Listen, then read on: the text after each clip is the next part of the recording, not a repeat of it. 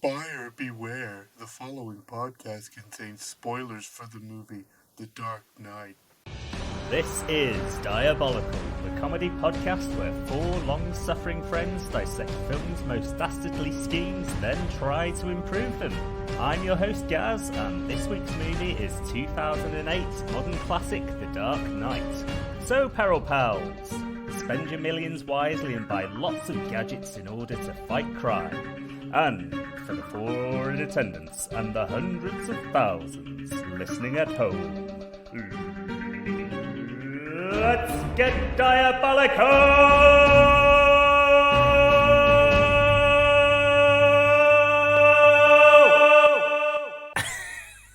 He didn't shut his eyes this time. No. Awooga.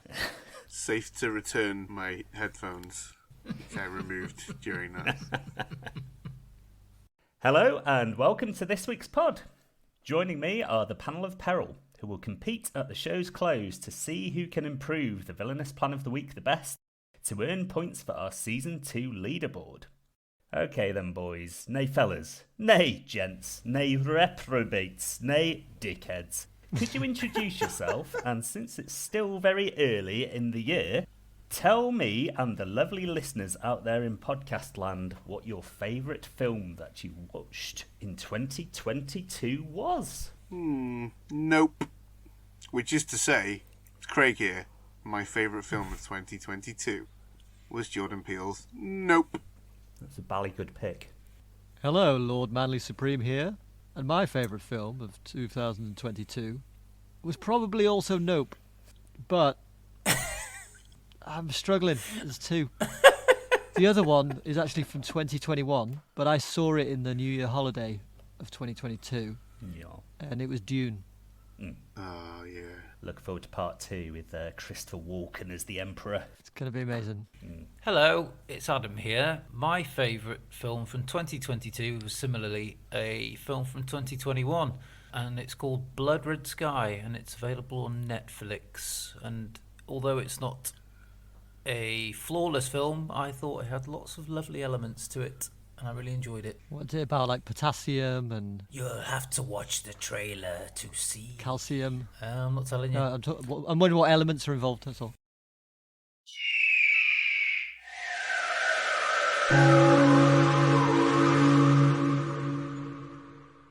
Is it horror?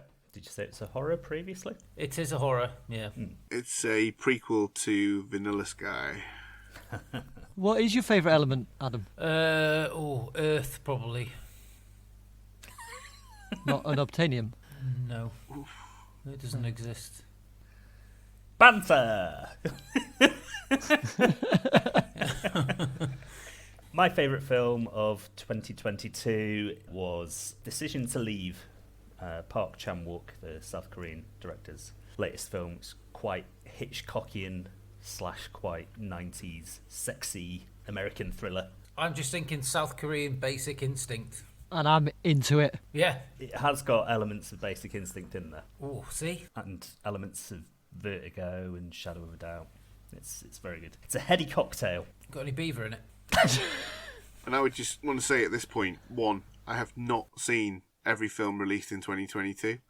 And 2, I did like Everything Everywhere All at Once, so shut the fuck up. Stop complaining that it's not everybody's favourite film of the year. Yeah, people are being very childish. It's really good. I loved it. I really loved it.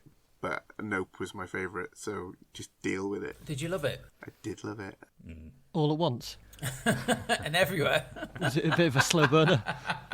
It's a really nice, lovely movie. Great Ki Hee Kwan performance, and obviously Michelle Yeoh as well. Would highly recommend it to everybody. And I'd also highly recommend that the people who are standing it just calm down, for fuck's sake. Please do. Super Craig on his one-man mission to stop all the people complaining. Ironically complaining about it in the process. Oh, that's sweet irony. No, I'm complaining about them complaining about that, not complaining in general. Okay. It's not ironic at all.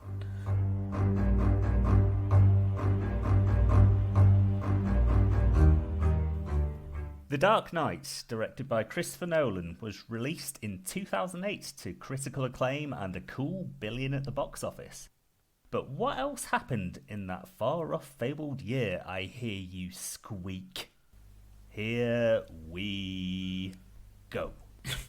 Manchester United win their third European Cup as they beat Chelsea in the first all-British final, 6-5 on penalties after extra time. A worldwide recession enters its second year, something that will loosely form an underdeveloped plot thread in The Dark Knight Rises. The Olympics take place in Beijing, China. The proton beam is circulated for the first time around the Large Hadron Collider by CERN in Switzerland.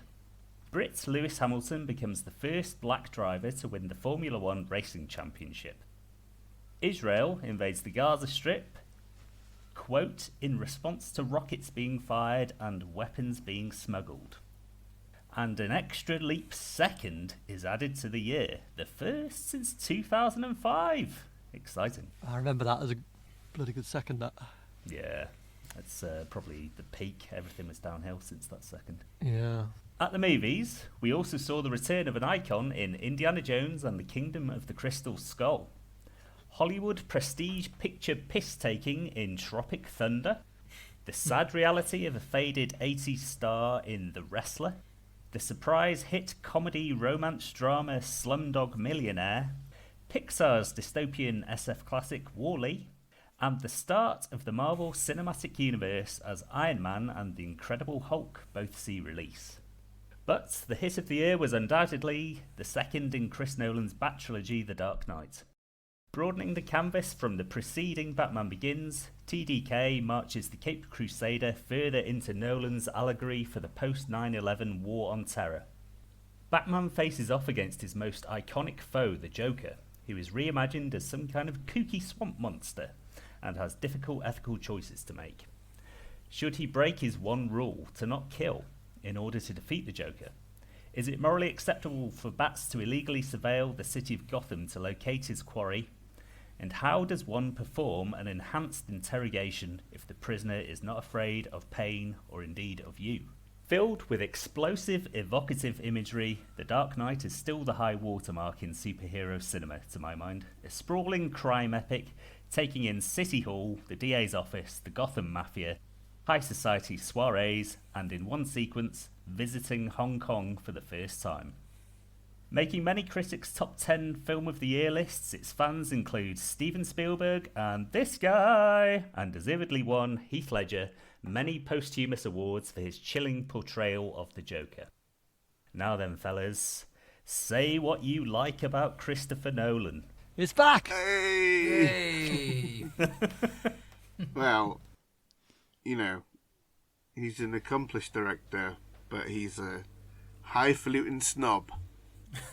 Mixing the audio for his most recent outings specifically so that it's only audible in the highest end screens, and all of us commoners in our regular cinemas can't hear the fucking dialogue. So you can shove that up his hup. Do you know what I had to do with Tenet in the end to decipher the dialogue at home? Subtitles? Ear trumpet. Learn to lip read? Not too far off. My Blu-ray player is my PS5, so I've had to use headphones on the controller in order to be able to hear it. It's literally the only way. I haven't bothered with it. And that's nothing against Christopher Nolan in general. No, I'm a big fan of his. It's just I can't be arsed with it. Yeah, right from Memento. He's made films that have been real standouts. The Prestige is one of the highlights for me. I fucking love The Prestige. Yeah, I like The Prestige as well.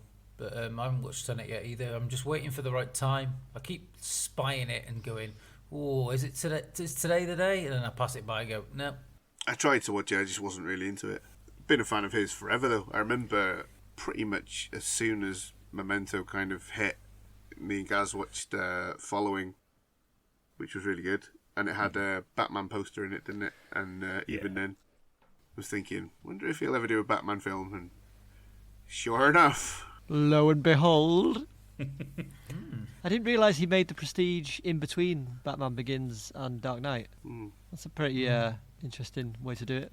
I think if I remember rightly, it came out the year after Batman Begins as well. It did, 2006. An amazing turnaround for a film of such quality. Yeah. He must have gone out of filming one right into the other and been editing Batman at the same time. And scripting The Dark Knight on the set of The Prestige. Obviously, Christian Bale's the lead in The Prestige, so they were working together on that at the same time. Yeah. So what does everybody think of the actual film we're discussing, The Dark Knight? Ooh. Still holds up. It's fantastic. What was that ooh about? You got something divisive to say? I was just going to say, ooh, it's a good film. Ooh, you're nicer than my wife. Ooh, you're nicer than Tim Burton. I agree with what you said, Gaz. It's still the best superhero film out there. Yeah. By a long way. Yeah, in many ways it's not a superhero film, right? It doesn't have any of the trappings of the other superhero films. It doesn't have any superpowers, for one. It's very grounded, and it takes an approach to the characters markedly different from either Tim Burton or Zack Snyder or even the 60s Batman that we previously covered. I mean, it is closer to that in many ways. What, the 60s one? Yeah. It does have the same bomb problem. Some days you just can't get rid of a bomb. But yeah, it's a stunning piece of filmmaking, irrespective of the source material. It still has some third act problems, but not as bad as Batman Begins did. You know, the Two-Face thing is a little bit underbaked. Going into watching Dark Knight, my thing was I held it in such esteem that I was looking for things to not like about it, which didn't fill a page. So hats off to everybody involved. For me, I famously don't watch superhero films, and this is probably the reason. It's so good, I just don't feel I need to watch anymore. It's almost perfected it for me. The movie takes such an emotional toll, tense scene after tense scene, and it's such a kind of roller coaster all the way through that I also think, I don't want to go through that every time I watch a film. It's quite harrowing at points, which is probably another reason I don't watch superhero films. But very pointedly, the screenplay makes a note of the fact that he's not a hero and that his actions are something more. And even in Batman Begins, it was not about him being a hero, it was about him being a symbol and creating a legacy.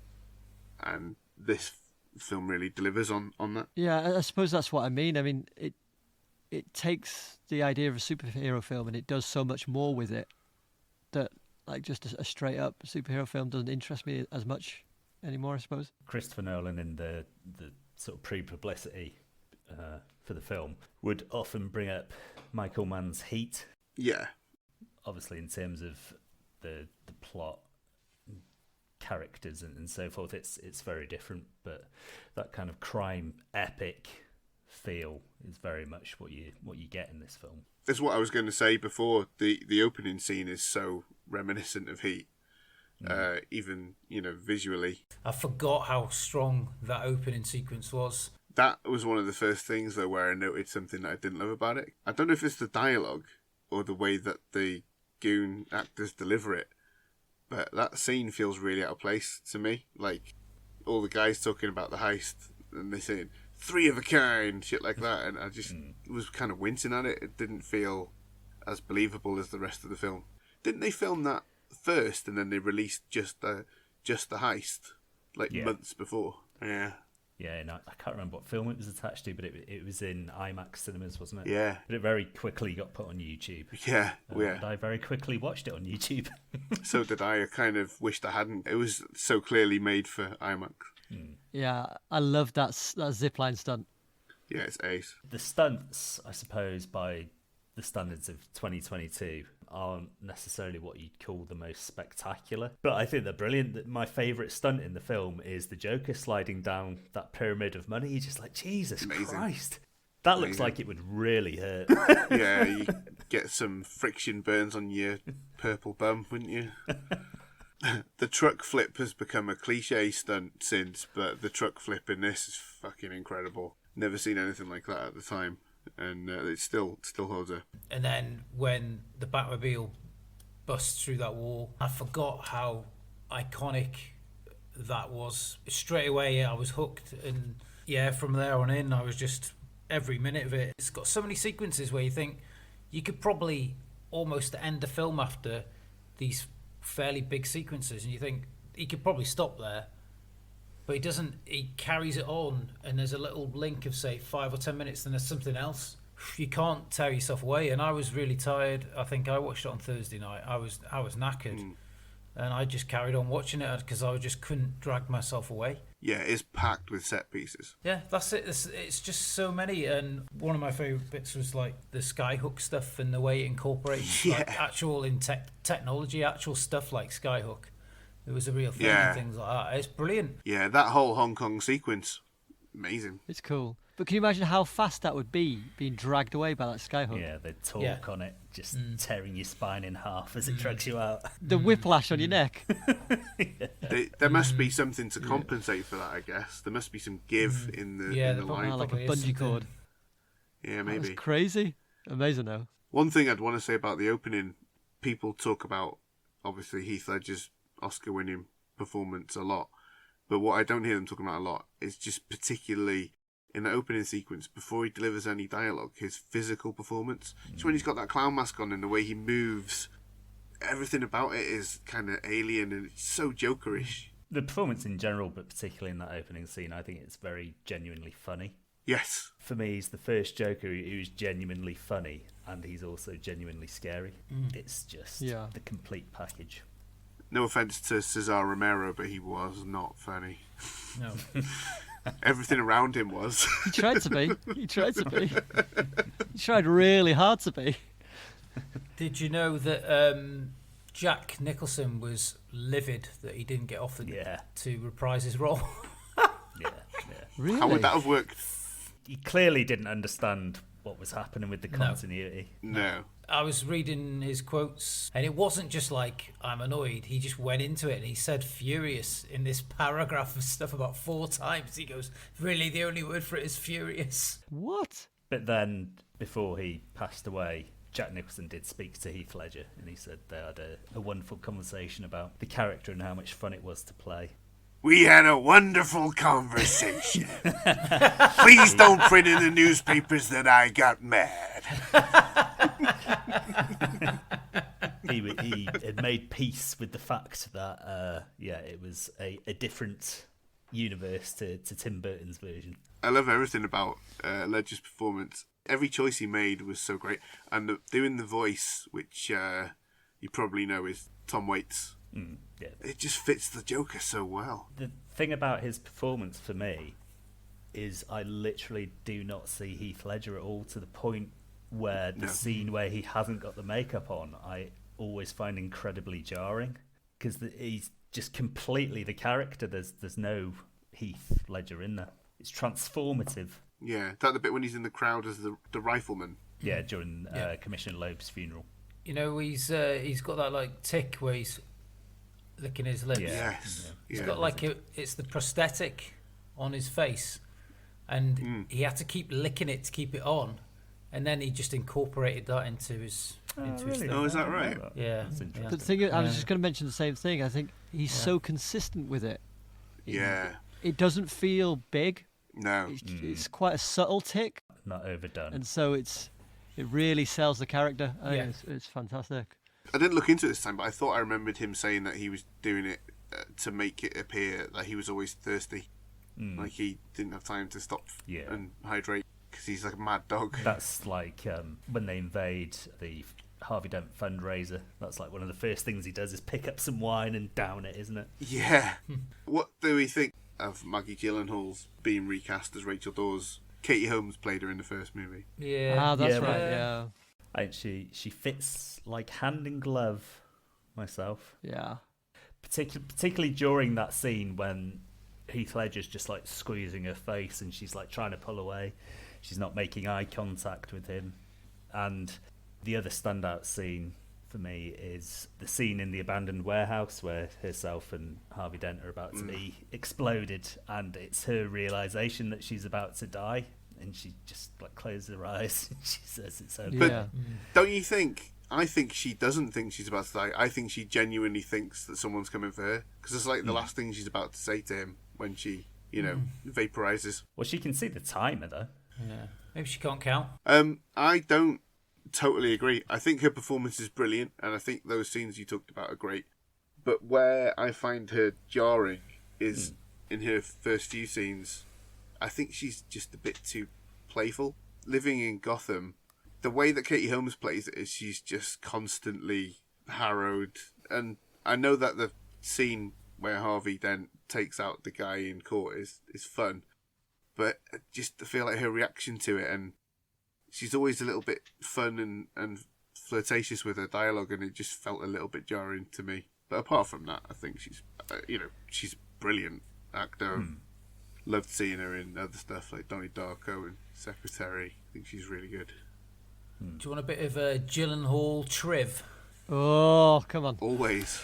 Sister of Jake Gyllenhaal. Yes. If you were unaware. Maggie I thought Gyllenhaal. there was a similarity in that name. Yeah. Jake who? Maggie Gyllenhaal's husband is Peter Sarsgaard, who played D.A. Jill Coulson in The Batman this year, and both of them were killed in an explosion.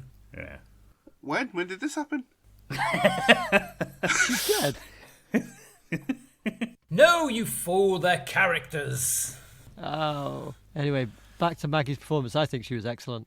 I think Katie Holmes played it a tad too fearful, and that's Maybe. probably I would say that was probably feedback they got about the first film, that was a bit grating, which is why they gave her a bit more of a backbone. Fear's kind of the theme of the first film, so maybe that was. Well, I'm sure it was intentional. Yeah. I'd say this to Katie Holmes. Shoo. It's a great ensemble cast in general, though, this film. Right. I would go as far as to say it's the best ensemble cast since Mars Attacks. Yeah. Gary Oldman, particularly during that final scene. Aaron Eckhart, I think, is tremendous. I don't like Aaron Eckhart as Harvey Dent. What? I really He's like amazing. him. I think he's brilliant. I really like. He's my second favourite character. He's like your big, like, 1950s clean-cut movie star, isn't he? With his dimpled chin and his swept-back hair. I know that he's meant to be a bit like this, and this is more about me than him, but I find him a bit bland. And the reason that I'm saying it's more about me than him is I grew up on the Batman animated series, where Harvey Dent is already a psychopath before he becomes Two-Face, and you've got that big bad Harv dichotomy character there, and even Harvey as the nice version of Harvey isn't really a nice guy, and I just find him in this a bit bland, and that's probably not his fault. Again, it's not that his performance is bad, his performance is great. I just think probably on paper the character isn't quite the Two-Face that I know, and when he has the transition into Two-Face, he seems like angry and shit. He doesn't seem like a psycho. He just seems like a cunt. I think what they go for with Harvey Two-Face at the end there is he's more suicidal than anything. He's like, this is the end. Yeah. Everybody's going down with me. Because he says there is no escaping this, doesn't he, when they're setting up the perimeter. But I think one of my favourite lines in the film is from him, is sort of his desperation, how broken he is at the end by what's happened to him and Rachel, is when he says to Batman and Gordon, we were trying to be decent men in an indecent time. I think that's quite a heartbreaking line. Yeah, I think that's great. And if I'd come to this film with no background of Batman and Two-Face, I wouldn't have had any other feelings about it other than, it's a fantastic performance and a well drawn out character. But just because of my fandom of a different interpretation and a more comic book interpretation of Two-Face, I didn't quite get on with it. I just found it a bit bland. So did you love the Tommy Lee Jones version? Fucking awful. Sure is. Absolutely dire. I don't know what he thought he was playing. He's basically just playing the Joker, isn't he? Yeah, I think he wanted the Joker role and probably saw that, and that was as far as his knowledge of it went. It's a shame because when he does come to stuff and he doesn't have a fucking high horse approach to it, like Men in Black, I think he's brilliant in that. High horse approach. He's like an army general in Captain America: The First Avenger, isn't he? Right, yeah. And months before it came out, a quote from him that I saw talking about it, he said, "It's the kind of role you've seen a million times before in a million movies." And I was like, well, something to look forward to then. Intentionally, though, I think that is what they were going for with that, isn't it? They wanted it to be kind of nostalgic for stuff like but it's Indiana still Jones. quite withering, isn't it? And I'll never understand why they didn't let Billy D. Williams carry on being Harvey Dent. Tim Burton's original plan was for his third Batman film to be Two-Face. Yeah. And they were close to scripting it, I think, he says in the documentary on the DVD. And then he just suddenly said to the executive that he was in the room with, he noticed that they were basically not paying attention. He said, you don't want me to direct the third one, do you? And they were like, no. So he left. Incidentally, apparently Christopher Nolan has said if he knew he was going to make another Batman film, he wouldn't have killed off Harvey Dent. I don't know how true that is. It wasn't always conceived as the trilogy. No. Wow. His philosophy for doing the Batman films was always, we don't hold anything back, we put everything into this current one. So he knew that he wanted to do the Joker and Two-Face, I think, so he wanted to sort of close it out in case they didn't make the third one. Because Batman Begins wasn't a massive hit. It did well on home video, but the box office wasn't anything special. But then The Dark Knight just caught something in the zeitgeist, and obviously Heath Ledger passing away kind of made it almost legendary before it even came out. And then those trailers came out, and it was like, this actually looks like it's going to be quite special, and it was. Cinema was empty as fuck when we went to see it, wasn't it? It reminded me of when we went to see The Matrix. I think we were like one of, or two of, like sort of 20 people in the screen. Crazy. Well, I think sort of the evening screenings were busy because I saw it twice with you, Craig, I think, and then I saw it with my wife. A couple of weeks after our first child was born, we went in the evening, and we had to park like about a mile away because the car park was rammed. Every screen was full. So I think possibly there was quite a lot of word of mouth as well. Yeah, probably. Did your child survive that being left alone for 3 hours? Had to. Speaking of your child, we haven't asked you for many episodes now if he watched it and what he thought of it. Yeah, Dylan loves The Dark Knight. We only rewatched it today. Because it's the film that I would say I'm closest to knowing off by heart. So I thought, I don't need to make notes. I'll just watch it before we record. Fair enough. Wow. He is a fan of The Dark Knight, very much so.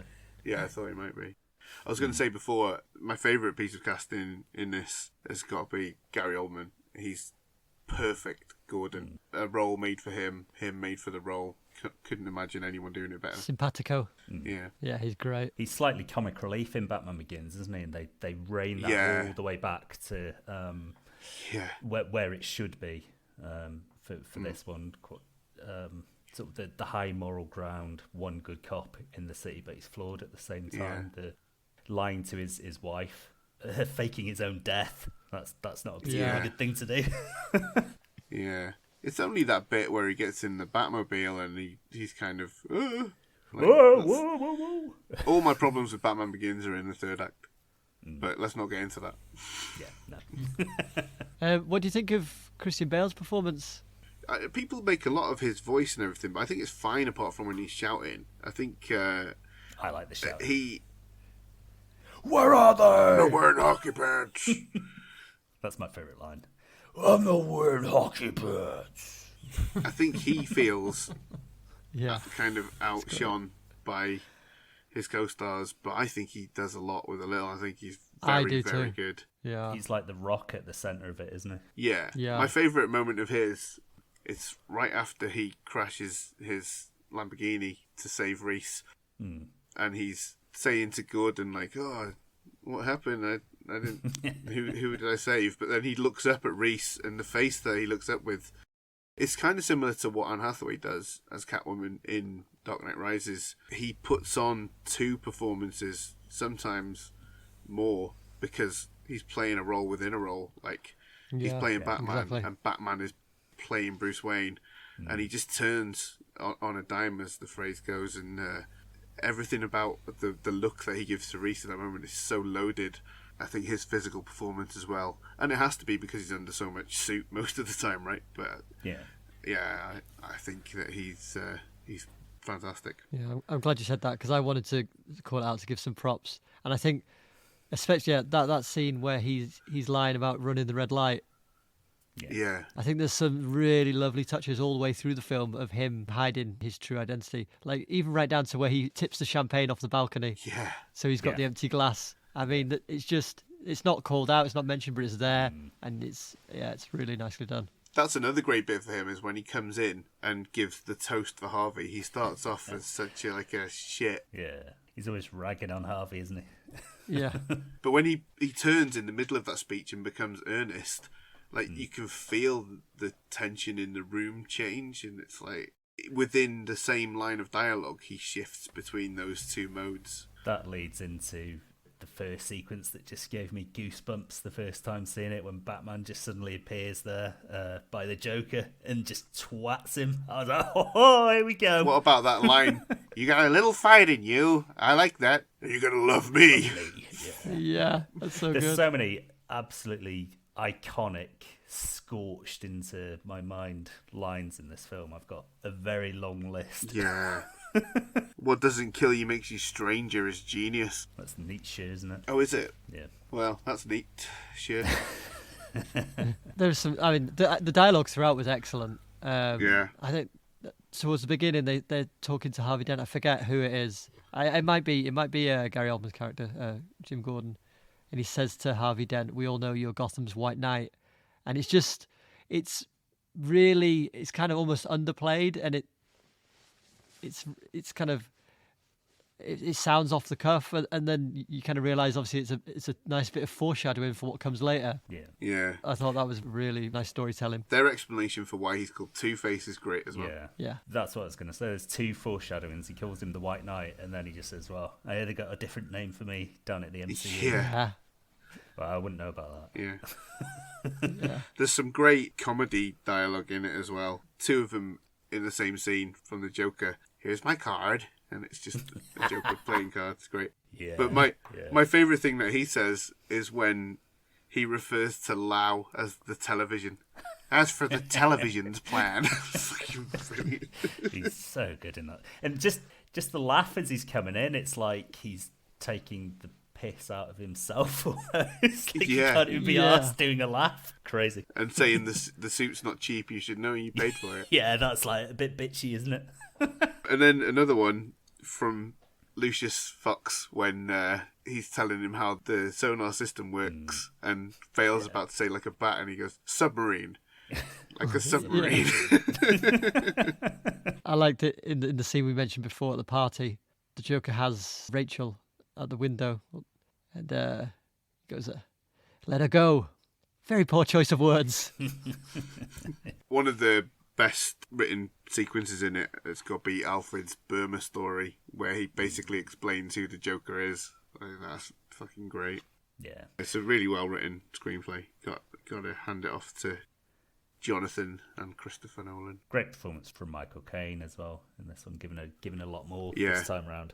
A lot more than in Dark Knight Rises as Yeah. well. He's a bit of a badass, as it turns out, Alfred, isn't he? Before I was a butler, I was a army commander in the army. You sound like Parker. Very good, Mom. You any favourite lines, Turner? Yes.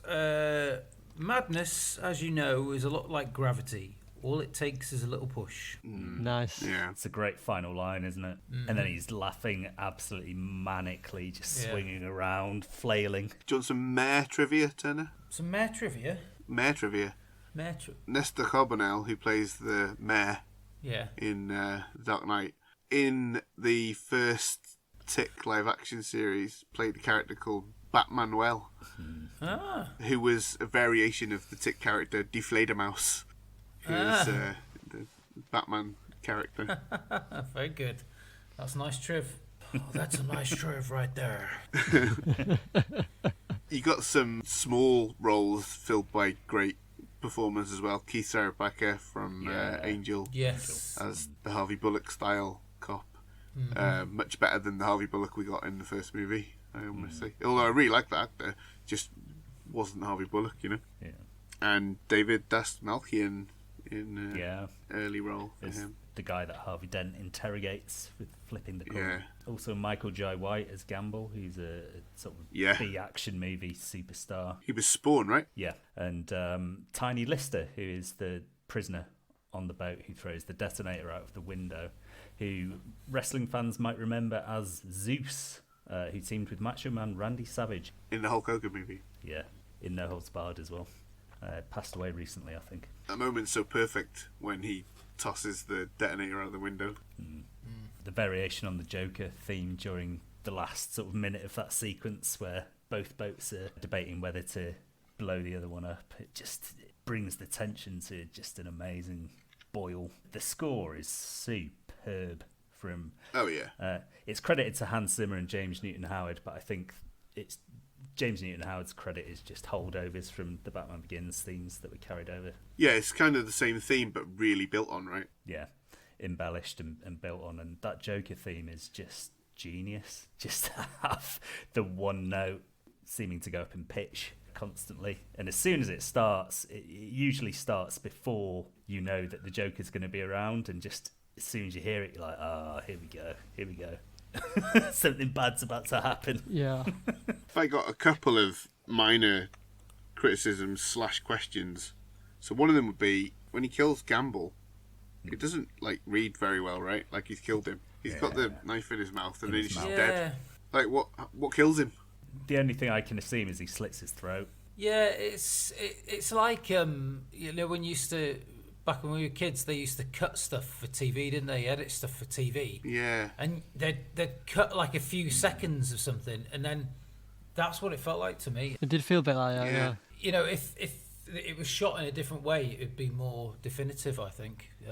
So I totally with you on that one. Obviously, it's the restrictions of the certificate that they wanted to get the film in front of as many people as they could.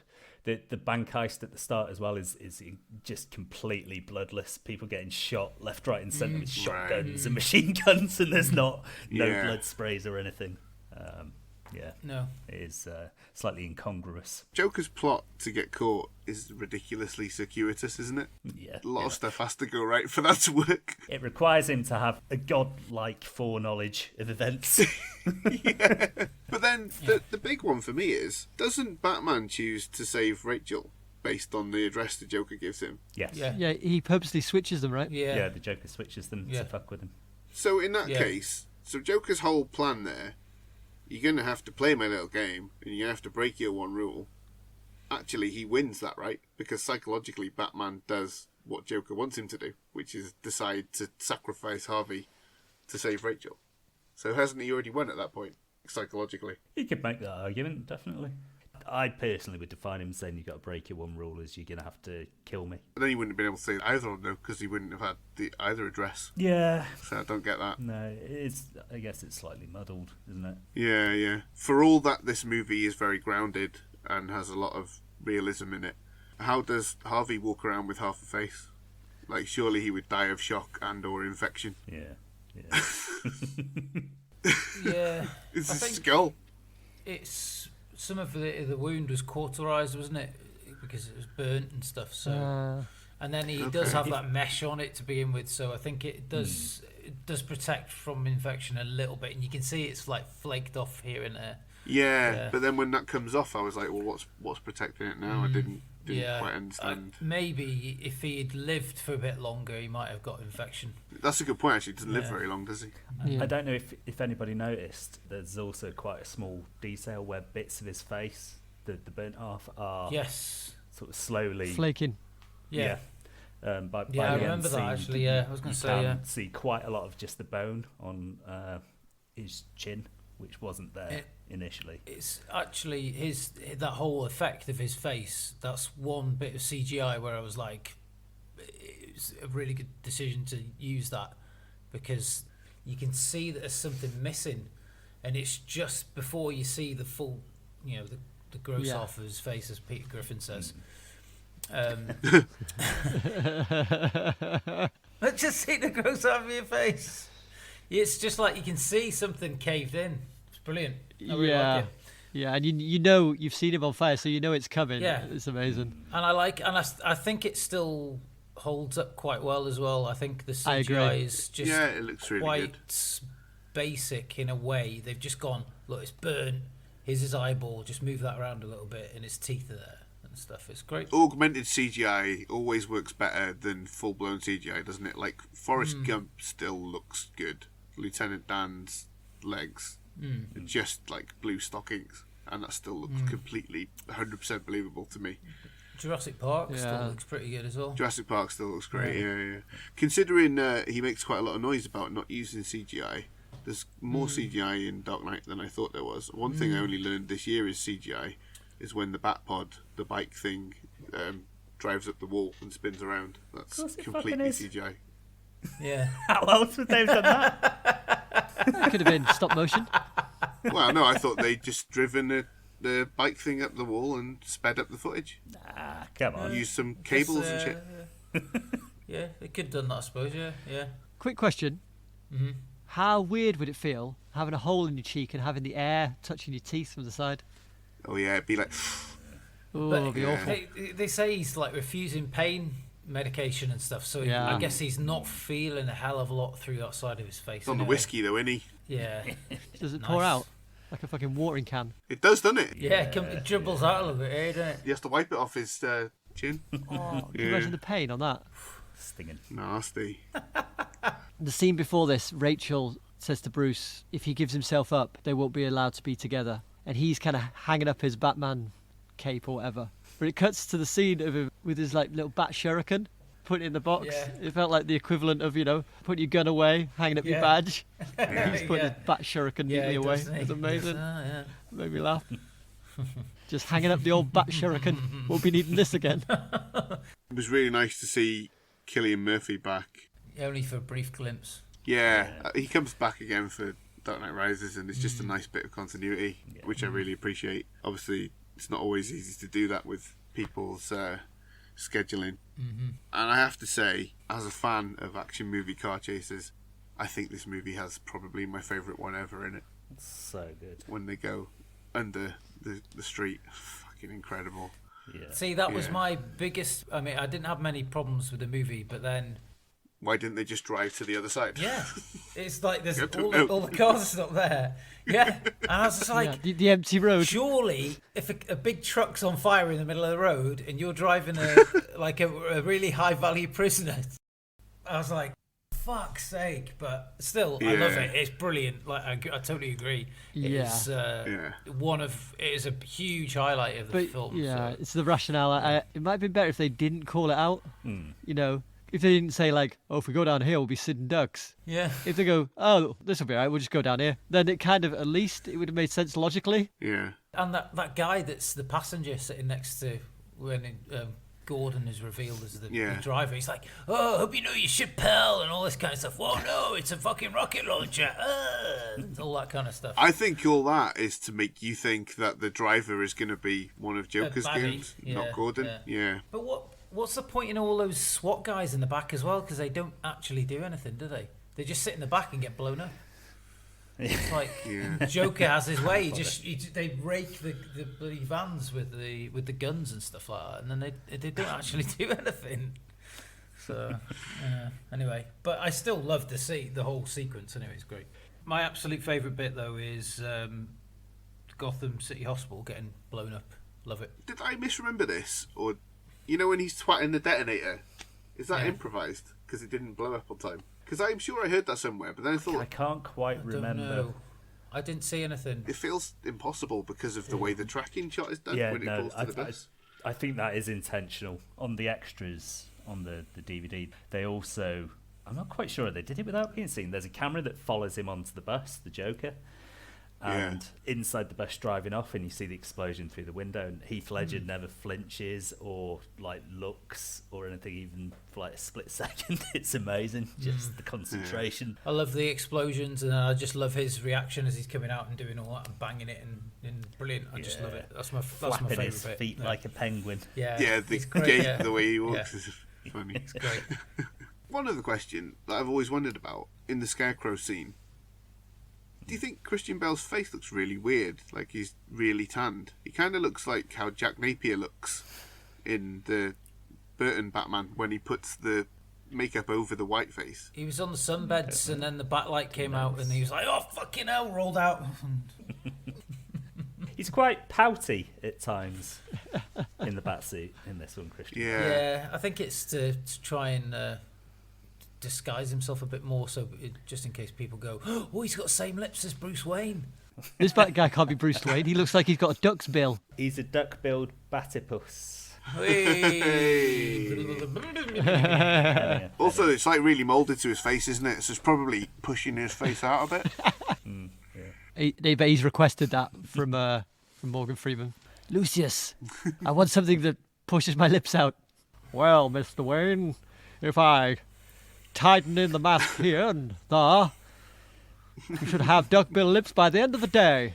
The sequence with Fox when he's showing him the new gadgets is very Bond, isn't it? When the batons come out of the arm. It's one of these films that does Bond better than Bond. He's a big Bond fan, Chris Nolan. He'll probably get around to doing one at one point, won't he? Hopefully. I mean, it's the next logical thing for him, right? But he'd have to drop his snobbery about the IMAX for this, because Bond's too popular to have a weird mix, isn't it? The producers wouldn't have it. Well, the thing I read, I don't know how true it is after Oppenheimer, he wants to do a horror film. How true that is, Ooh. I don't know. It's the internet, so it may be a load of old bollocks. I say one final thing actually about the screenplay. The end speech that Gordon gives that leads to the title is so good. Yeah. It's very much a movie piece of dialogue, isn't it? Yeah, it's His son would just be like, "What? I've just finished speaking. What the hell are you saying?" yeah. He's like tugging on his coat and he's just like looking into the middle distance, delivering his little monologue. Mom, Dad's having a stroke.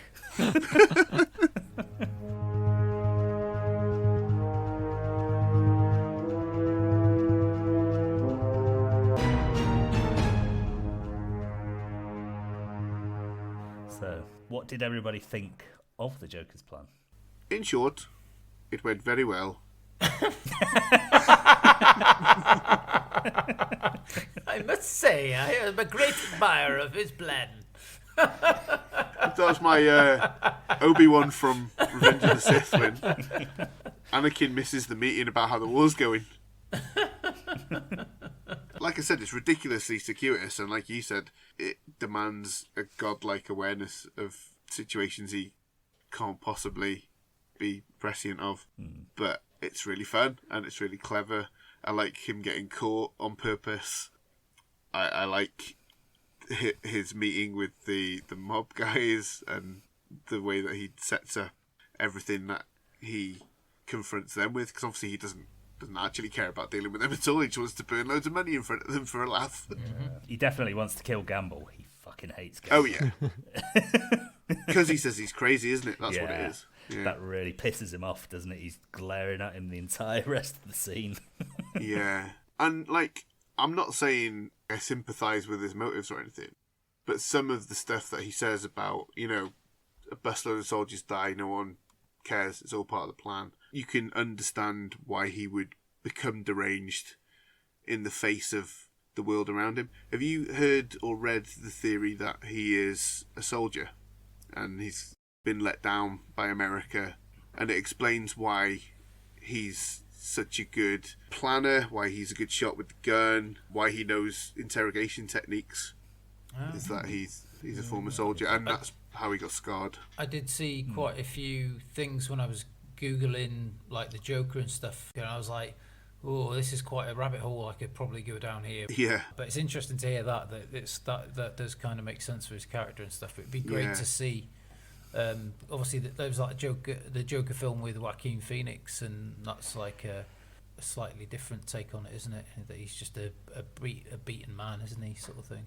Just Martin Scorsese fan letter. Not that there's anything wrong with that. No. Wow. What did you think of the Joker's plan, Adam? Like all a lot of these big supervillains' plans are incredibly clever, but not to the point where he's thought about it too long. It seems to sort of gel quite well, and I can just imagine being Batman and just being like, how the fuck does he keep getting the better of me? And how they keep, he just keeps one-upping him for a while, doesn't he? And then right at the last minute, just when you think it's gonna go his way, that's when he goes, haha, you thought that humanity was like this, and it's not quite true. And that's when it all falls apart. That's the key, isn't it, I think? The reason he's ahead of him the whole time is what Alfred says to him, that he doesn't understand his foe until Alfred explains to him who he is. And then he realises what his mindset is. Yeah. And that's how he's able to sort of allow him to defeat himself, because Batman believes in the people of Gotham in a way that nobody else does. But it's kind of coincidence, isn't it, that those two boats don't decide to blow each other up, or there's a strong enough person on each one to say no. Or, well, there's one saying no, and the other one's not strong enough to do it, and then eventually it just goes, doesn't it? It's quite... I'd like to think that's how it would play out in most scenarios. I believe in people that way. Yeah, I don't know. I sure as hell wouldn't do it. I wouldn't be the person to blow up the other boat. No, I wouldn't either, but I can imagine there's quite I drive around UK and Europe quite a bit, so when you see people and how they drive, you could probably understand they're quite suicidal that way. So I think, well, there's probably people that would push that detonator. So. Yes, life is pretty cheap to those sorts, Turner. Yeah. That's homicidal, not suicidal. Sorry, beg your pardon. The way they drive is suicidal because they're playing with their own lives. Suicidal, homicidal, I guess. Murder, homicide. Genocidal. But that hope that part gives, where you get the two boats not blowing each other up. If the film didn't have that, I don't think I'd been able to handle it. It'd tip me over the edge. Do you know what it reminded me a little bit of? Is the bit where in Spider-Man where they start throwing stuff at the Green Goblin off the Brooklyn Bridge. I was like, this is like that. You mess with one of us, you mess with all of us. I just thought, I don't know, do you know what I mean? That was added in response to 9/11, wasn't it? Yeah, I know, but it was kind of like that moment where they go, oh, not everybody's a shit, when really most people. Yeah, and it needed that, the film, because it takes you to some dark places. Yeah, I think so. Yeah. What do you think of the Joker's plan in terms of actually being planned? Because he goes to quite great lengths to make it look like he's just doing everything on a whim, almost. He says he hates schemers, but he's schemed to fuck, isn't he, really? It's definitely planned, right? So, he's a hypocrite. When he tells Dent that he's just a dog chasing cars and he doesn't know what to do with him when he catches him, it's like, well, you do, don't you? You've planned for every eventuality. He's just manipulating people. Pure manipulation. It's total manipulation, 100%. This is his vision. His vision is chaos, but to get to that chaos, he has to organise. Which isn't chaos. Yeah. So I'm giving it, for making it seem like it wasn't planned, but have planned pretty meticulously. I'm putting it right up there with the Candyman on 12 florets of broccoli. Wow. Large intake of breath. He almost succeeded, and as Craig said earlier, there's an argument to say he did succeed to a certain extent. So, I'm putting it right up the top. 12 florets of broccoli, ladies and gentlemen. Beautiful. That's a meal full. Apart from his own death, he kind of does get what he wants, because the White Knight of Gotham is gone. Batman, his protector, is gone. And while we don't know this until the following movie, that doesn't play out quite the way they hoped. So, it's same from me, really. I think it's a fantastic plan. Contrivances of the script aside, he basically succeeds in everything that he wanted to do. Besides corrupting Batman, he completely corrupts Dent, who was the actual hope for Gotham. The only way it could have gone better is if Batman had just let him fall off the Pruitt building at the end of the film. He's just laughing hysterically. He's like, yes, I did it. And then he catches him and he's like, oh, damn it, I'm alive. Brilliant.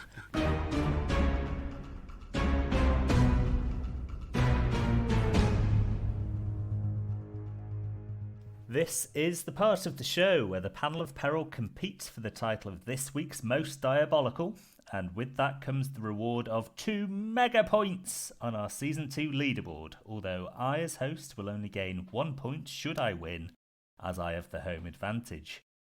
In The Dark Knight, the Joker's plan changes quite a lot, doesn't it? As he says, he's like a dog chasing cars. Once he catches them, he doesn't know what to do with them. But the one evil scheme that we've decided to concentrate our collective efforts on is that the Clown Prince of Crime wants to corrupt Batman's moral code. So, let's do this!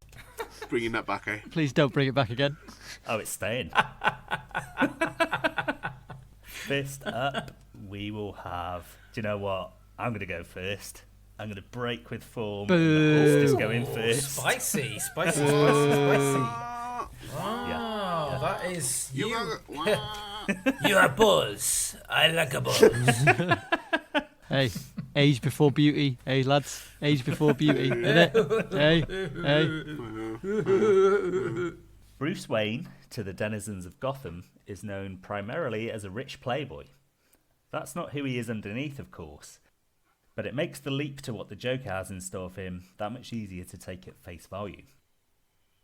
Once the Joker has his half of the mob's money, he can enact his real master plan.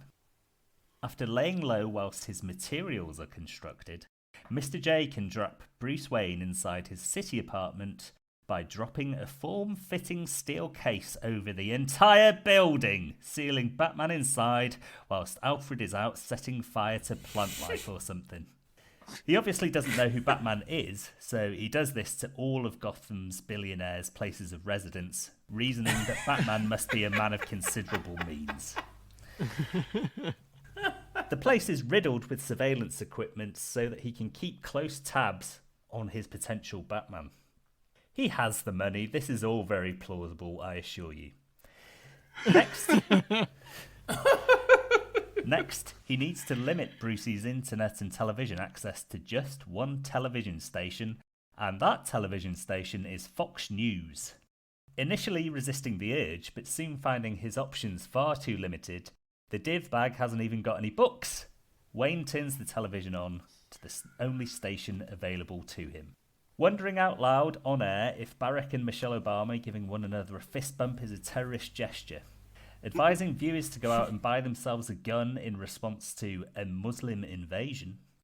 Underground celebrity-led paedophile rings run out of pizza parlour basements. You get the idea. Fox News as usual. When a sufficient amount of time has passed, let's say 9 months, the time it takes a beautiful baby to gestate in the womb, the Joker can move on to phase 2 of his corrupting scheme. During this time, Bruce will have grown quite out of shape. See me and the ruin the pandemic inflicted upon my body and mind for details. All of a sudden, out of the blue one day, a magic phone, as Norm MacDonald would call them, appears in the sitting area of Wayne's gloomy prison of glass and steel. On it would be just one app, with every other feature of a smartphone locked out. Again, remember the Joker is minted. Money is no object. The Joker has developed his own social networking site for the white straight Republican male named JAnon Social. Like most social media, it allows for people to speak with other like-minded people in their own little echo chambers of identikit politics and belief systems.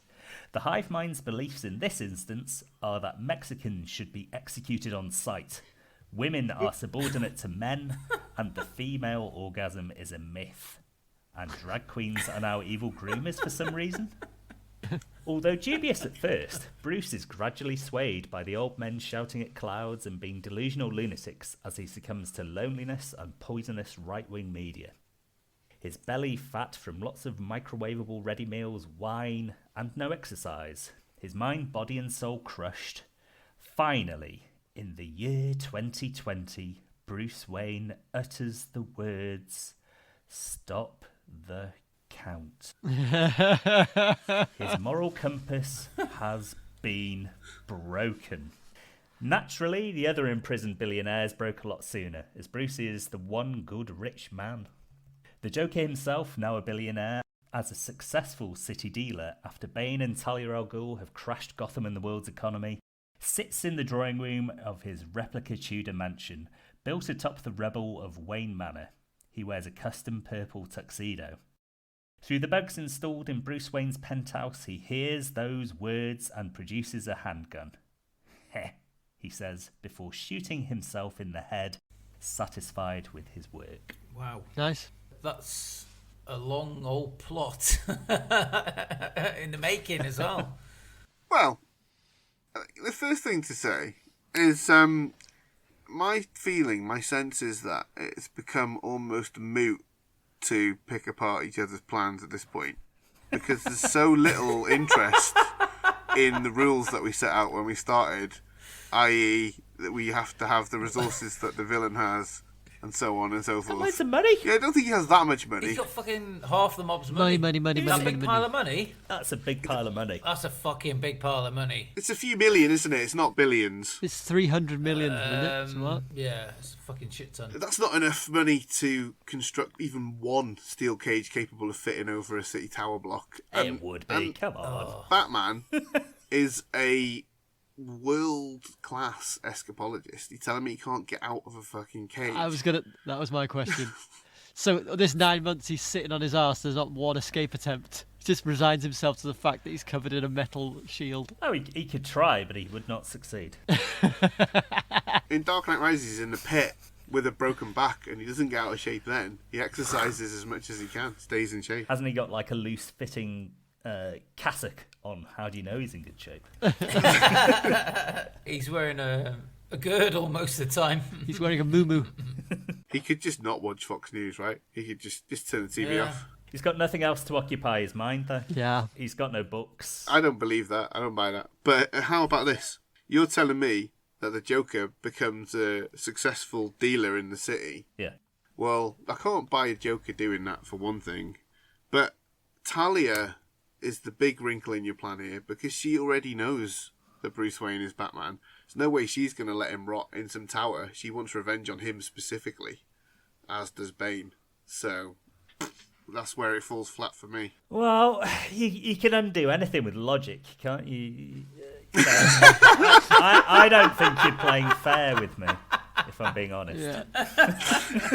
I think you need to suspend your belief in your logic. I think, Gaz, you just formally declare that you don't subscribe to that logic, and I think we'll be okay. What if we agree now that whoever edits this episode stops me at the point where I say analysing each other's plans has become moot, and then we just won't have any of this interaction from now on? We'll just have a slow, warm applause.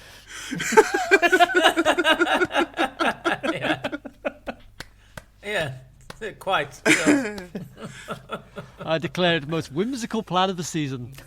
Yeah, I would agree with that. I enjoyed it a lot. Pure hilarity. It was a lot of fun. It's getting many fun points. Don't get me wrong. Oh, you haven't heard nothing yet. Oh, shit. Nice bit of foreshadowing there, Tony. Yeah, well, since you're talking a big game, unless there's any more questions for me. I mean, there's fucking thousands of questions for you, but I haven't got time. Hit me with it. I've got an answer for everything. Don't worry. I have neither the time nor the inclination. Okay, shall we hear Adam's plan next then? Right. The Joker doesn't like money, just chaos. However, he can do a lot with his half of the mob cash instead of burning it. Putting that money to devious use, he bribes the warden and various guards of Arkham Asylum and secretly busts the Scarecrow out. Bringing down the Batman is obviously hugely appealing to Scarecrow, and after a long-winded monologue from Joker about how he's right, Scarecrow is on board. That has only used a fraction of the huge amount of cash he has. What next? Well, I'll tell you what. Joker and Scarecrow go into business together. The business of crime, that is.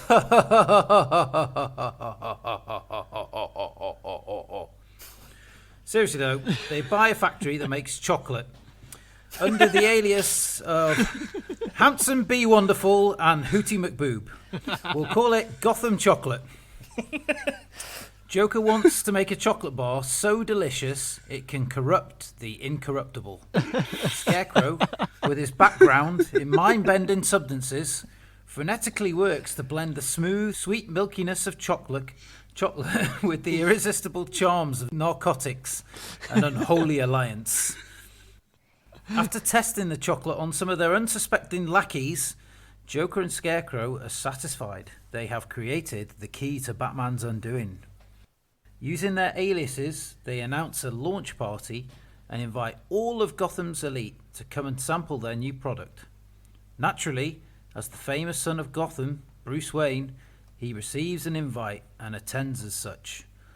A gathering of high society is sure to draw the attention of the Joker, Batman mutters to himself. The opulence of the launch party is incredible, with a gigantic chocolate fountain at the centre, with the two hosts holding court on solid gold thrones. Bruce Wayne is mingling, anticipating that Joker and his minions will show at some point, and like clockwork, they eventually crash the party. Joker begins spouting his usual nonsense, something about chaos and how this party and Gotham's elite represent the established order and that tonight he will change that. Wayne decides it's time to act and sneaks off. Just before Joker drowns Hootie in the chocolate fountain, Batman smashes through a window or something and fly kicks Joker away. Panic ensues and people flee for their lives. As Joker recuperates, he reaches under a nearby table and grabs what looks like a dark chocolate cricket ball. Hey, Batman, have you ever tried a chocolate bomb? Joker tosses it to Batman, and as he catches it harmlessly, it explodes, hilariously covering Batman's face in chocolate. Joker cackles uncontrollably. Batman licks part of the chocolate from his chops. Checkmate the Joker. With that fateful lick, Batman consumes the concoction created by Joker and Scarecrow. His eyes go all swirly, like that big mouse character who loves cheese from that film that time. More chocolate, says Batman. Oh, there's more chocolate for a good boy, but you've got to earn it. More chocolate. Kill Harvey Dent. No. Kill Harvey Dent for chocolate. Chocolate. Kill Harvey. Chocolate. Harvey. With that, Batman races off to kill Harvey Dent for his share of the chocolate. With Batman under his power.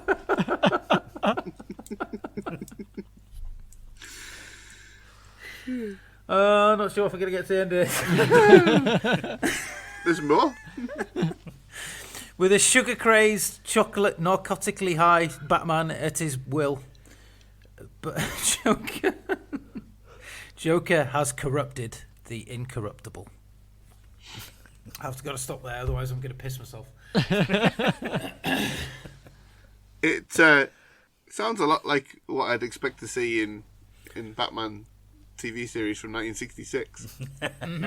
It was inspired. I think it's one of the Batman films. They isn't it with Poison Ivy and stuff. There was like a soiree and they bust in or something like that.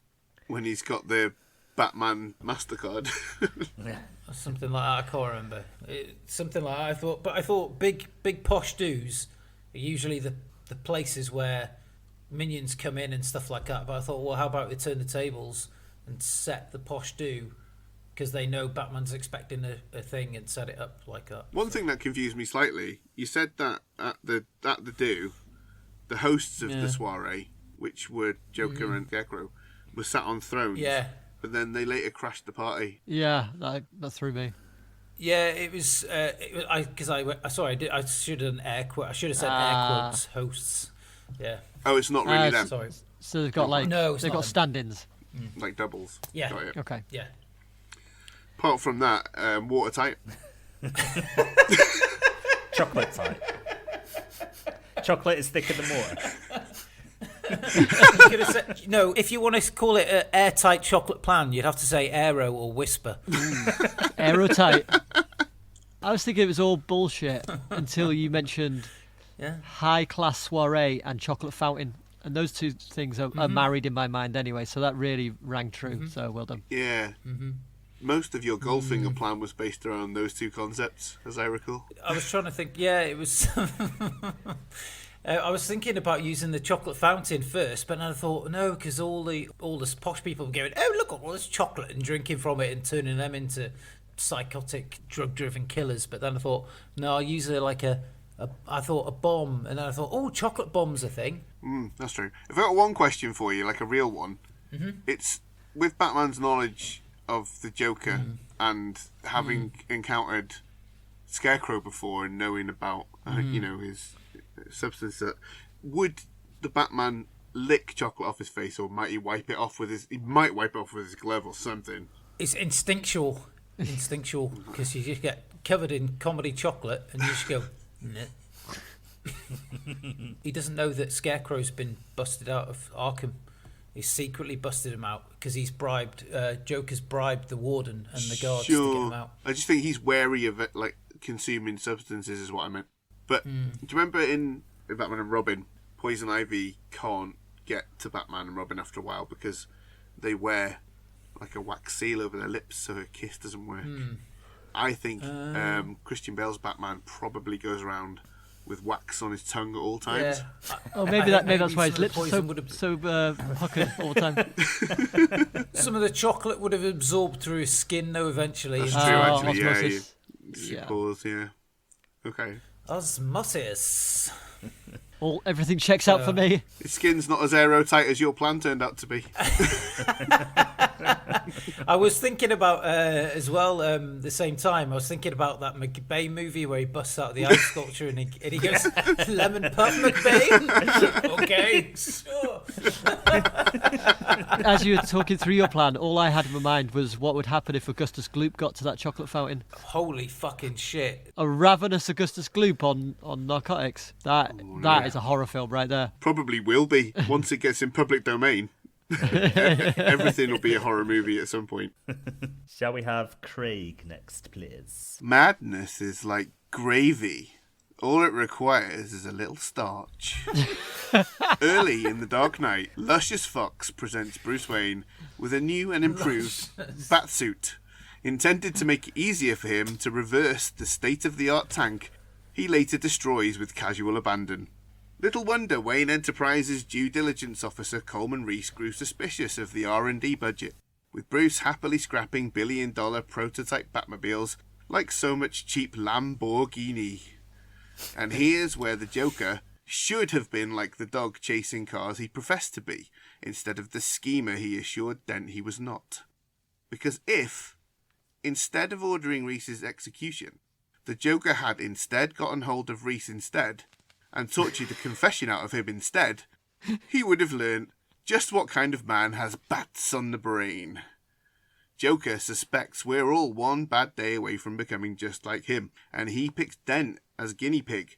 But in this case, he should have chosen a different rodent, the Bat himself, Bruce Wayne. So, what would it take to give Batman that little push into the descent? I told you already. Starch. Starch his collar. Billy Crystal was the first Batman to experience discomfort in his rigid rubber suit, unable to turn his head independently of his body, unable to urinate, and therefore unable to stay hydrated while filming. Val Kilmer found his time in the suit isolating, unable to hear the other people on set, who therefore quickly gave up on trying to speak to him. Robert Pattinson has described the suit as boiling hot. George Clooney felt humiliated by his nipples. Ben Affleck's suit... That was nothing to do with the suit. Ben Affleck's suit made his face look weird. As for the Batman in question, Christian Bale almost quit the role due to claustrophobia, feeling unable to breathe, unable to think, experiencing the sensation his head was being squeezed by the cowl. Now, imagine experiencing that every night from dusk until dawn, not as an actor, but as a clearly, slightly unhinged vigilante who dresses like a bat in real life doesn't have a real social life, and routinely gets mauled by dogs. It's enough to drive a perfectly sane person crazy! So, once I discover Bruce Wayne's secret, I put the squeeze on Fox and Alfred, and I deny the Batman his little upgrade. I destroy his sectional suit and leave him with only his old prototype. Then, I lure him into a space that's cramped and hot and loud, Maroni's nightclub, and lock him in, flooding the place with Scarecrow's latest fear toxin. I arm the crowds so he's forced to defend himself. In his crazed state, how can he avoid hurting anyone?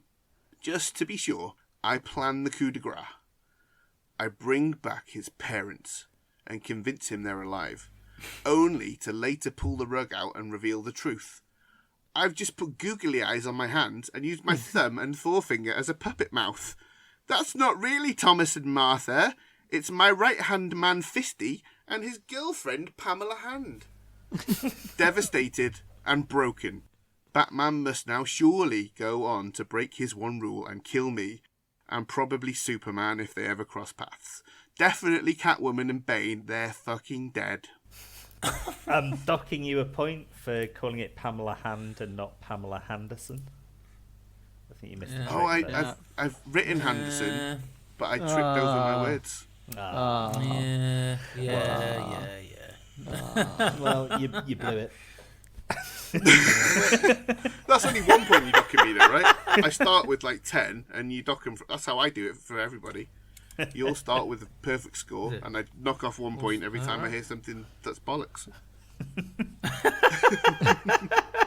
Turner's on minus fucking by the end of the first sentence. God. Boil it down for me, Craig. I kind of lost the thread a bit there. Reese knows who Wayne is, so Joker has a way of finding out. So once he knows, he takes the fight to Fox and Alfred, and he destroys the sectional batsuit. It's gone. So he's only got his old suit that he can't move in, which, you know, is cramped. He doesn't like it. Get him in Maroni's nightclub, lock him in. He's feeling claustrophobic already. He's feeling the pressure. Flood the place with fear toxin. We saw what that did to him in the first movie. Wasn't good. The crowds in the nightclub are also dosed with fear toxin, so they get into a big ruck, and Batman has to defend himself. And in case he doesn't accidentally kill anyone, I go up to him, take off my, I've got my gas mask, and I go, "Hello, it's your dad. Hello, it's your mum. We're alive. We love you. And then, actually, we hate you and we are dead. Look, ha!" And then he goes over the edge, and he'll kill anyone then. Especially Superman. Fucking, he'll kill fucking Superman. Where does he get the toxin from? Well, Scarecrow's still around, and his toxin has been for sale. Yes, there's a recreational drug. There's a drug bust. Start of the film. Yeah. Fair dues. I wouldn't be buying drugs from the Scarecrow. It's a bit of a silly idea, isn't it? He's a bit of a rough customer. If I was buying drugs from a Scarecrow, I'd already think I was on drugs.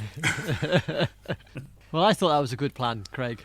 I thought it was very good. Yes. I think my only issue with it is the Joker would need some kind of foreknowledge to know that Reese knew about Bruce Wayne. When he finds out in the movie, that's when he finds out in my plan. And his parents as well. Hand puppet parents. No, because in The Dark Knight, Joker knows that Reese knows who Batman is, and he's going to go on the news and tell people who Batman is, and he decides he doesn't want that anymore. So he says instead he's putting a bounty on Reese. So instead of putting a bounty on Reese, he goes and gets Reese for himself. And finds out, "All right." okay. He tortures him. "You tell me who the Batman is," because we know he can do torture. And then once he found out, it's public knowledge that Thomas and Martha Wayne. Yeah. Fair enough. I'm happy. Everybody happy? I'm bloody ecstatic. Then, let's have Lord Manly Supreme's plan. Alright, here we go. The Joker's scheme isn't bad. Not bad at all. But he didn't manage to corrupt Batman. Does that mean he's incorruptible? No. We just need to create more opportunities to test his moral compass. For me, exploding Rachel to bits was an error of judgment. After seeing Batman dive out of the window after her, I'd know how important she was to him, and I'd use that to my advantage. I'd kidnap Rachel, just like in the movie. I'd even tie her up and surround her with explosives. But rather than on a rooftop, she'd be tucked away in a specially designed angular dome in my hideout in an abandoned amusement park. I'd send a video to the media showing me calling out the Batman and roughing Rachel up a bit. I'd demand that Batman comes alone or his sweetheart gets it. Naturally, he would do as he's told. As soon as he steps foot in my hideout, dynamic yet creepy music fills the dank air. Dun, dun, dun, dun, dun. He hears my voice. Pick one of the 4 doors in front of you. They all lead to the girl. But be quick. She doesn't have much time. A timer reading 1 minute begins to count down. Batman glances at the doors. He sees one with a cog symbol on it, one with a shield, one with a stylized sun, and one with a futuristic-looking computer. He bolts for the door with the sun and heads inside. The door slams behind him, and metal bars cover it. He's in a place surrounded by sandstone walls, with small wooden doors built into them, and a pyramid dead ahead. The timer reads 56 seconds. He hears my voice again. Welcome to the Aztec Zone. Looks like Rachel is gonna need more time. Pick a door, win a game, and earn 30 seconds for your damsel in distress. Feeling the pressure of the clock, Batman darts to the nearest door. Inside, he sees 4 people chained to guillotines. A red one, a blue one, a green one, and a yellow one. On the wall, he sees a crude diagram of heads of corresponding colours stacked one on top of the other. He knows what he must do to win the game. The clock ticks. 48 seconds. Rachel's scream plays over the PA in between bursts of discordant notes from a harmonica. 42 seconds. A bead of sweat drips from his mask. Batman shakes as he activates the guillotines, then quickly stacks the freshly severed heads into a grisly totem pole. The clock jumps to 1 minute 12 seconds. A heady cocktail of relief and adrenaline pumps through his veins. A door opens on the other side of the room. Batman charges through it, finding himself in a futuristic zone.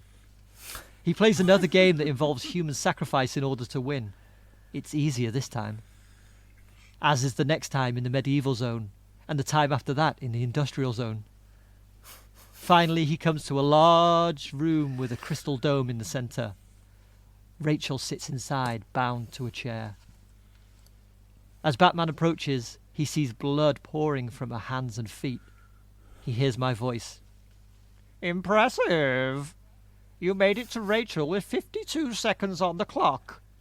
As you can see, I've separated her fingers and toes from her body. But don't worry, there's still time to have them sewn back on. You have 52 seconds to collect as many as you can and escape. And when the timer runs out, kaboom! I step out of the shadows and press a big red button next to the dome. Fans begin to whirl. Fingers and toes swirl around Rachel. I place my hand on the door handle. Going in? I ask. Or you could just kill me. It would be much quicker. Either way, I've already won. Krypton Factor. Beautiful. Did you get PTSD from watching this? Well, so... If you remember nothing else from that plan, just the finger and toes swirling around Rachel like gold and silver fucking tokens. How many toes do you have to get to win the special prize? 10, I guess. And then put them on ice. The special prize is she has all the toes. Yeah, but if you collect fingers, for every silver you... for every finger, does that eliminate a toe? No, I think you can have them all, because he's been through quite a lot to get there. What you could do is put... Someone else's toes. I should have put someone else's toes in there. Somebody else's, exactly. Exactly, oh dear. You didn't think the end of it through properly. No, I didn't. Because there was no reward scheme at the end of it, you see. Well, apart from her life. The thing that was missing for me was any kind of... anything to make Batman kill. He just does it. No, it's Rachel. He needs to save Rachel the timer. Have you ever been timed doing something Do you know the pressure of a timer? It's very stressful. I think that he wouldn't abandon his no-kill rule just because there was a short amount of time to decide whether or not to do it. I agree with that. I cheerfully disagree.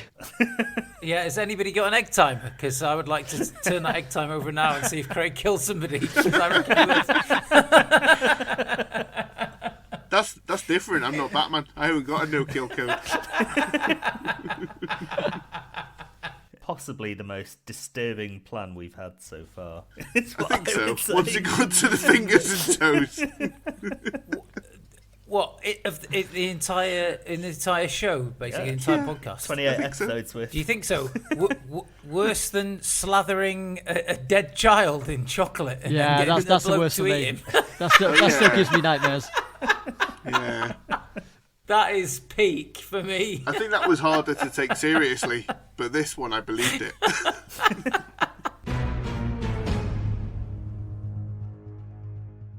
In summation, we had my plan, which was to turn Bruce into a Marga. We had Adam's plan, which was narcotic-filled chocolate. Then we had Craig's plan, which was to use the fear toxin of the Scarecrow on Batman and trick him into thinking his parents were alive and they're not alive and they hated him.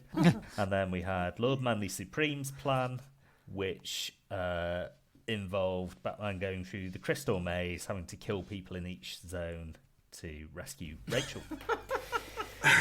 So, if everybody could cast their vote.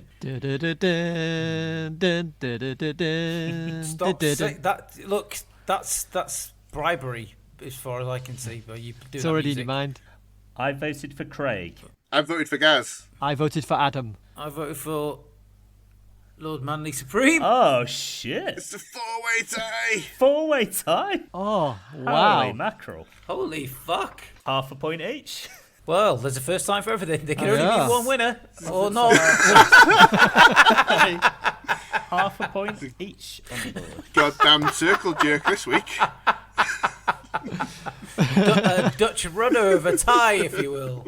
So, with this week's four-way tie, that puts the leaderboard at Craig is top with 5.5 points. Joint second with 3.5 points is myself, Gaz, and Adam. And in final place with 2.5 points is Lord Manly Supreme. All right. Well, with that, we've gone round the horn once more, and therefore Adam will be hosting the podcast next week with his choice of film. What is it?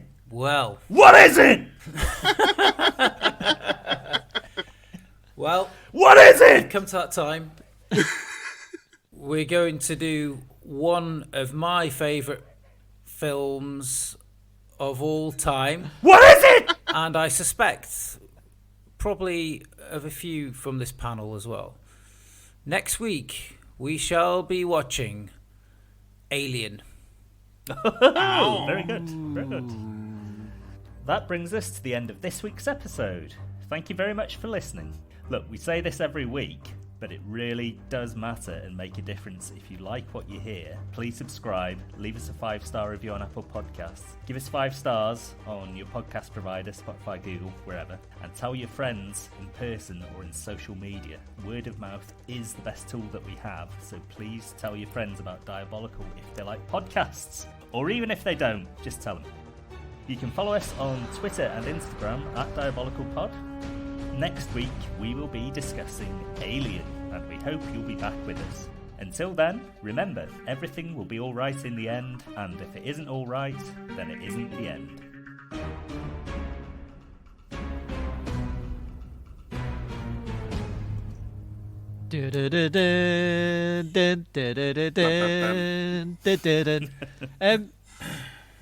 Right. How So about that? 4-way tie. Unbelievable. please, all of us, let's give Adam the same respect we gave Gaz. And by that, I mean, Turner did a massive fart in the middle of Gaz's, so try and... Yes! I didn't hear that. yeah, fucking well loud.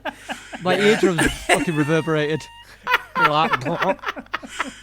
Before you do your plans, Owner, could you give us a quick recap of Gaz's? Just curious to see whether you paid any attention. Yeah, I did. I was listening. It basically put a big metal cake cover over loads of buildings that he thinks billionaires are gonna. Yeah, those glass. Like the fancy ones. There you go. Yeah, over the building. Cake shield. Trap people in their buildings. Yeah, cake shield. Cake shield. Cake dough. On Dragon's Den. Cake dough. What was the turnover in the first year? Apple turnover.